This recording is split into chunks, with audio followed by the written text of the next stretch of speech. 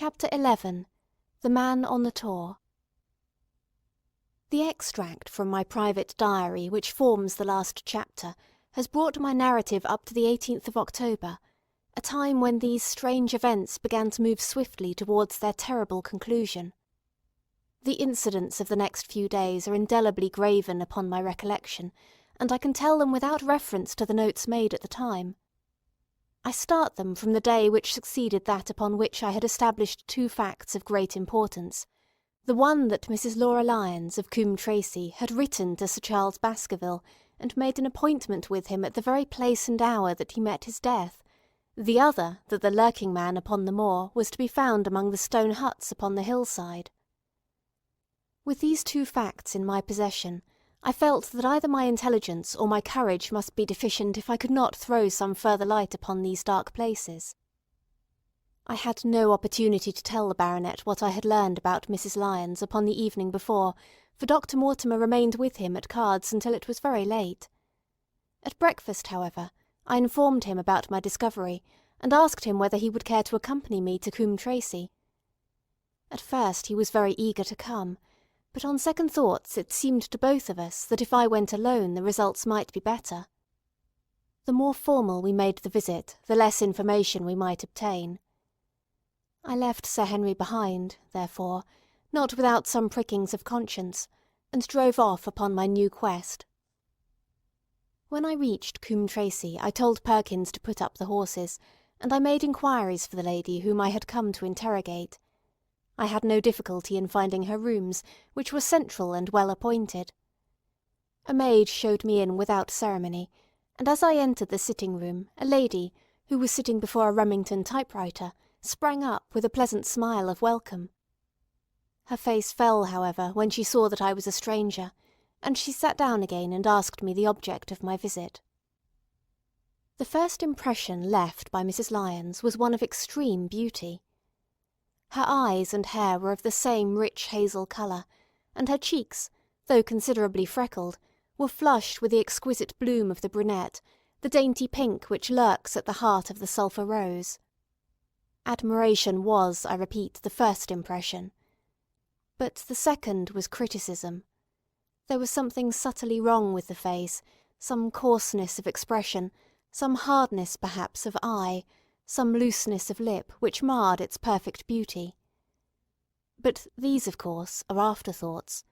At the moment I was simply conscious that I was in the presence of a very handsome woman, and that she was asking me the reasons for my visit. I had not quite understood until that instant how delicate my mission was. "I have the pleasure," said I, "of knowing your father." It was a clumsy introduction, and the lady made me feel it. "There is nothing in common between my father and me," she said. "I owe him nothing, and his friends are not mine. If it were not for the late Sir Charles Baskerville and some other kind hearts, I might have starved for all that my father cared." "It was about the late Sir Charles Baskerville that I have come here to see you." The freckles started out on the lady's face. "What can I tell you about him?" she asked, and her fingers played nervously over the stops of her typewriter. "You knew him, did you not?" "I have already said that I owe a great deal to his kindness. If I am able to support myself, it is largely due to the interest which he took in my unhappy situation." "Did you correspond with him?" The lady looked quickly up, with an angry gleam in her hazel eyes. "What is the object of these questions?" she asked sharply. "The object is to avoid a public scandal. It is better that I should ask them here than that the matter should pass outside our control." She was silent, and her face was still very pale. At last she looked up with something reckless and defiant in her manner. "Well, I'll answer," she said. "What are your questions?" "Did you correspond with Sir Charles?" "I certainly wrote to him once or twice, to acknowledge his delicacy and his generosity." "Have you the dates of those letters?" "No." "Have you ever met him?" "Yes, once or twice, when he came into Coombe Tracey. He was a very retiring man, and he preferred to do good by stealth." "But if you saw him so seldom and wrote so seldom, how did he know enough about your affairs to be able to help you, as you say that he has done?" She met my difficulty with the utmost readiness. There were several gentlemen who knew my sad history, and united to help me. One was Mr. Stapleton, a neighbour, an intimate friend of Sir Charles. He was exceedingly kind, and it was through him that Sir Charles learned about my affairs. I knew already that Sir Charles Baskerville had made Stapleton his almoner upon several occasions, so the lady's statement bore the impress of truth upon it. "Did you ever write to Sir Charles asking him to meet you?" I continued. Mrs. Lyons flushed with anger again. "Really, sir, this is a very extraordinary question." "I am sorry, madam, but I must repeat it." "Then I answer, certainly not." "Not on the very day of Sir Charles's death?" The flush had faded in an instant, and a deathly face was before me. Her dry lips could not speak the "No," which I saw rather than heard. "Surely your memory deceives you," said I. "I could even quote a passage of your letter. It ran, 'Please, please, as you are a gentleman, burn this letter and be at the gate by 10 o'clock.'" I thought that she had fainted, but she recovered herself by a supreme effort. "Is there no such thing as a gentleman?" she gasped. "You do Sir Charles an injustice. He did burn the letter. But sometimes a letter may be legible even when burned. You acknowledge now that you wrote it." "Yes, I did write it," she cried, pouring out her soul in a torrent of words. "I did write it. Why should I deny it? I have no reason to be ashamed of it. I wished him to help me. I believed that if I had an interview I could gain his help, so I asked him to meet me." "But why at such an hour?" "Because I had only just learned that he was going to London next day, and might be away for months. There were reasons why I could not get there earlier." "But why a rendezvous in the garden instead of a visit to the house?" "Do you think a woman could go alone at that hour to a bachelor's house?" "Well, what happened when you did get there?" "I never went." "Mrs. Lyons?" "No, I swear it to you on all I hold sacred. I never went. Something intervened to prevent my going." "What was that?" "That is a private matter. I cannot tell it." "You acknowledge, then, that you made an appointment with Sir Charles at the very hour and place at which he met his death, but you deny that you kept the appointment?" "That is the truth." Again and again I cross-questioned her, but I could never get past that point. "Mrs. Lyons," said I, as I rose from this long and inconclusive interview, "you are taking a very great responsibility and putting yourself in a very false position by not making an absolutely clean breast of all that you know. If I have to call in the aid of the police, you will find how seriously you are compromised. If your position is innocent, why did you in the first instance deny having written to Sir Charles upon that date?" "Because I feared that some false conclusion might be drawn from it, and that I might find myself involved in a scandal." "And why were you so pressing that Sir Charles should destroy your letter?" "If you have read the letter, you will know." "I did not say that I had read all the letter." "You quoted some of it." "I quoted the postscript. The letter had, as I said, been burned, and it was not all legible. I ask you once again, why was it that you were so pressing that Sir Charles should destroy this letter which he received on the day of his death?" "The matter is a very private one." "The more reason why you should avoid a public investigation." "I will tell you, then. If you have heard anything of my unhappy history, you will know that I made a rash marriage and had reason to regret it." "I have heard so much." "My life has been one incessant persecution from a husband whom I abhor. The law is upon his side, and every day I am faced by the possibility that he may force me to live with him. At the time that I wrote this letter to Sir Charles, I had learned that there was a prospect of my regaining my freedom, if certain expenses could be met. It meant everything to me. Peace of mind, happiness, self-respect, everything. I knew Sir Charles' generosity, and I thought that if he heard the story from my own lips, he would help me." "Then how is it that you did not go?" "Because I received help in the interval from another source." "Why, then, did you not write to Sir Charles and explain this?" "So I should have done had I not seen his death in the paper next morning." The woman's story hung coherently together, and all my questions were unable to shake it. I could only check it by finding if she had, indeed, instituted divorce proceedings against her husband at or about the time of the tragedy. It was unlikely that she would dare to say that she had not been to Baskerville Hall if she really had been, for a trap would be necessary to take her there, and could not have returned to Coombe Tracey until the early hours of the morning. Such an excursion could not be kept secret. The probability was, therefore, that she was telling the truth, or at least a part of the truth. I came away baffled and disheartened. Once again I had reached that dead wall which seemed to be built across every path by which I tried to get at the object of my mission. And yet the more I thought of the lady's face and of her manner, the more I felt that something was being held back from me. Why should she turn so pale? Why should she fight against every admission until it was forced from her? Why should she have been so reticent at the time of the tragedy? Surely the explanation of all this could not be as innocent as she would have me believe. For the moment I could proceed no farther in that direction, but must turn back to that other clue which was to be sought for among the stone huts upon the moor. And that was a most vague direction.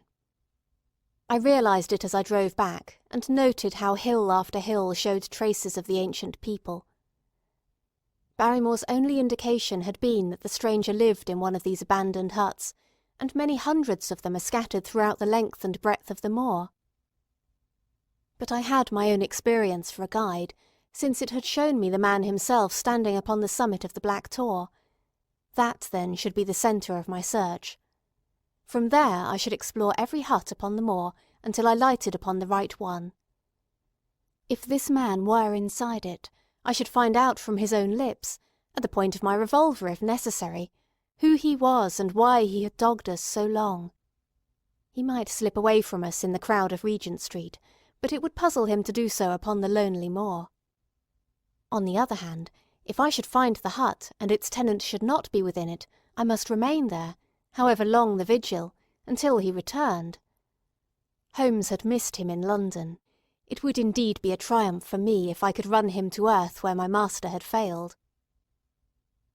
Luck had been against us again and again in this inquiry, but now at last it came to my aid, and the messenger of good fortune was none other than Mr. Frankland, who was standing, grey-whiskered and red-faced, outside the gate of his garden, which opened onto the high road along which I travelled.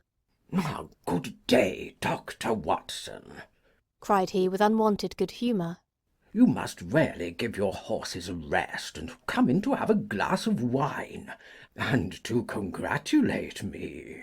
My feelings towards him were very far from being friendly after what I had heard of his treatment of his daughter, but I was anxious to send Perkins and the waggonette home, and the opportunity was a good one.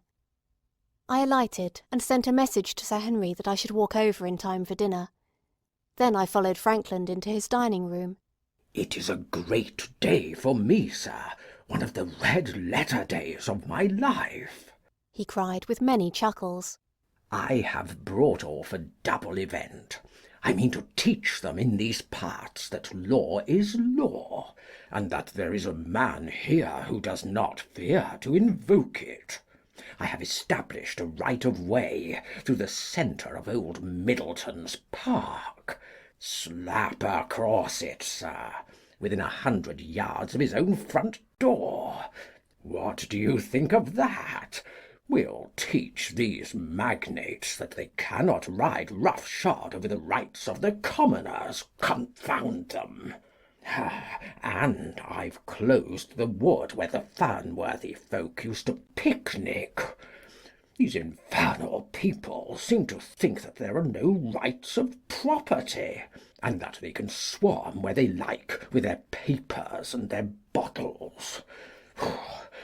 Both cases decided, Dr. Watson, and both in my favour. I haven't had such a day since I had Sir John Morland for trespass because he shot in his own warren. How on earth did you do that? Look it up in the books, sir. It will repay reading. Frankland v. Morland, Court of Queen's Bench. It cost me £200, but I got me verdict. Did it do you any good? None, sir, none. I am proud to say that I had no interest in the matter. I act entirely from a sense of public duty.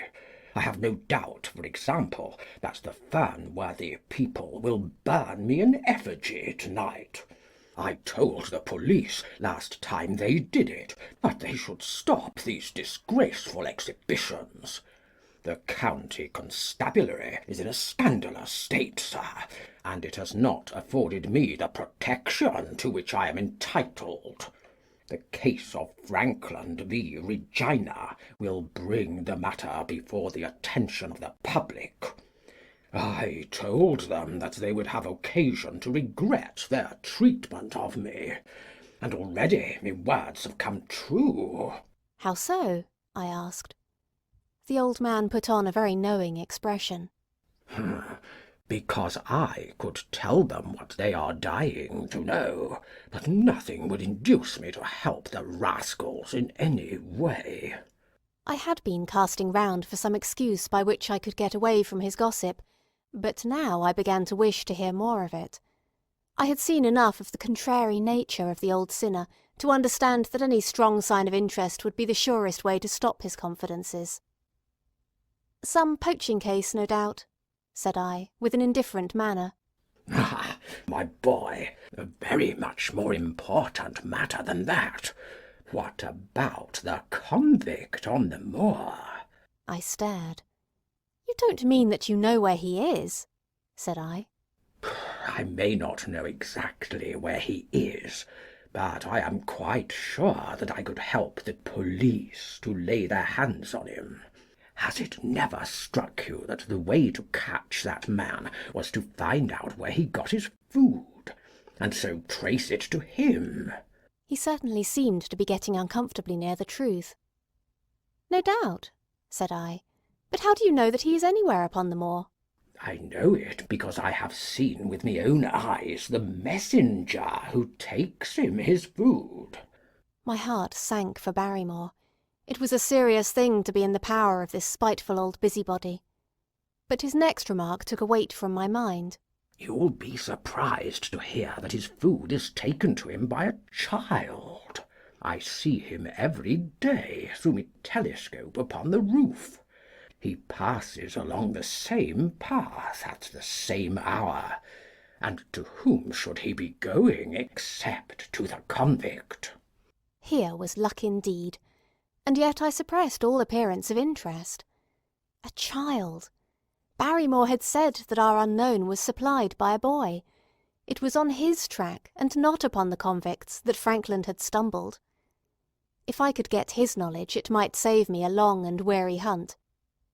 But incredulity and indifference were evidently my strongest cards. "I should say that it was much more likely that it was the son of one of the moorland shepherds taking out his father's dinner."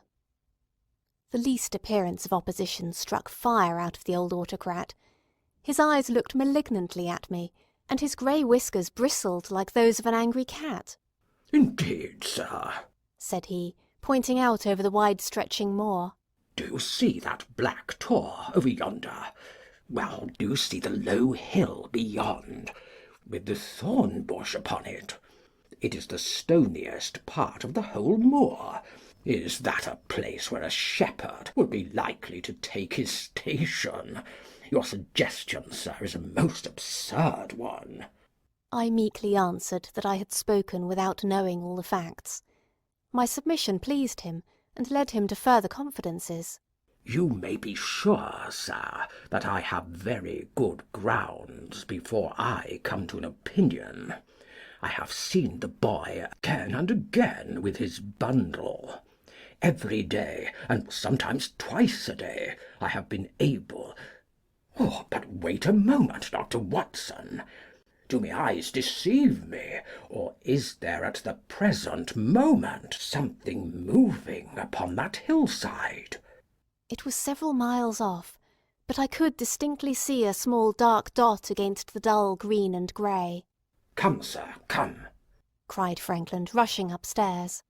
"You will see with your own eyes and judge for yourself." The telescope, a formidable instrument mounted upon a tripod, stood upon the flat leads of the house. Frankland clapped his eye to it and gave a cry of satisfaction. "Quick, Dr. Watson, quick, before he passes over the hill." There he was, sure enough, a small urchin with a little bundle upon his shoulder, toiling slowly up the hill. When he reached the crest, I saw the ragged, uncouth figure outlined for an instant against the cold blue sky. He looked round him with a furtive and stealthy air, as one who dreads pursuit. Then he vanished over the hill. "Well, am I right?" "Certainly there is a boy who seems to have some secret errand." "And what the errand is, even a county constable could guess. But not one word shall they have from me, and I bind you to secrecy also, Dr. Watson. Not a word, you understand?" "Just as you wish." "They have treated me shamefully, shamefully. When the facts come out in Frankland v. Regina, I venture to think that a thrill of indignation will run through the country. Nothing would induce me to help the police in any way. For all they cared, it might have been me, instead of my effigy, which these rascals burnt at the stake. Surely you are not going? You will help me to empty the decanter in honour of this great occasion." But I resisted all his solicitations, and succeeded in dissuading him from his announced intention of walking home with me. I kept the road as long as his eye was on me, and then I struck off across the moor and made for the stony hill over which the boy had disappeared. Everything was working in my favour, and I swore that it should not be through lack of energy or perseverance that I should miss the chance which fortune had thrown in my way. The sun was already sinking when I reached the summit of the hill, and the long slopes beneath me were all golden green on one side and grey shadow on the other. A haze lay low upon the farthest skyline, out of which jutted the fantastic shapes of Belliver and Vixen Tor. Over the wide expanse there was no sound and no movement. One great grey bird, a gull or curlew, soared aloft in the blue heaven. He and I seemed to be the only living things between the huge arch of the sky and the desert beneath it. The barren scene, the sense of loneliness, and the mystery and urgency of my task all struck a chill into my heart. The boy was nowhere to be seen, but down beneath me, in a cleft of the hills, there was a circle of the old stone huts, and in the middle of them there was one which retained sufficient roof to act as a screen against the weather. My heart leaped within me as I saw it. This must be the burrow where the stranger lurked. At last my foot was on the threshold of his hiding-place. His secret was within my grasp. As I approached the hut, walking as warily as Stapleton would do when with poised net he drew near the settled butterfly, I satisfied myself that the place had indeed been used as a habitation. A vague pathway among the boulders led to the dilapidated opening which served as a door. All was silent within. The unknown might be lurking there, or he might be prowling on the moor. My nerves tingled with the sense of adventure.